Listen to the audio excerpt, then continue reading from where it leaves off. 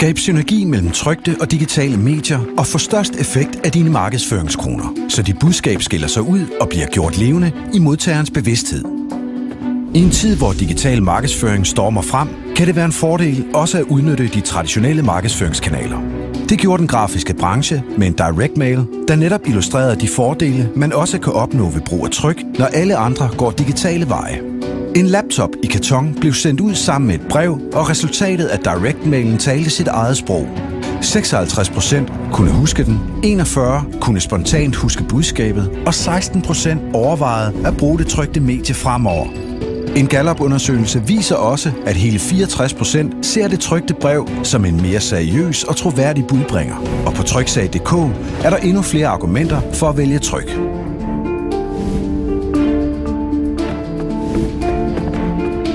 At Tryksagen er et stærkt medie, oplevede Secure Device og IBM Danmark også, da de udsendte en tryksag, der forklarede om trusler mod IT-sikkerheden, og hvad de kunne gøre for at sikre sig mod dem.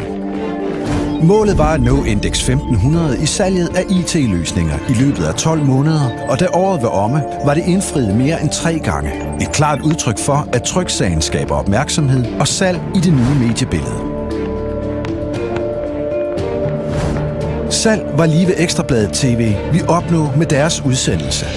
En folder og tatoveringsmærke med en personlig webadresse ledte annoncøren ind på deres hjemmeside, hvor de blev personligt velkommen, præsenteret for fordele ved online-annoncering og indbudt til et møde. Direct-mailen vakte opsigt, 70% klikkede sig ind på sitet, 40% bookede et møde og 80% udtrykte interesse for at bruge Ekstrabladet Web TV. Synergieffekten mellem offline og online medier fornægter sig altså ikke.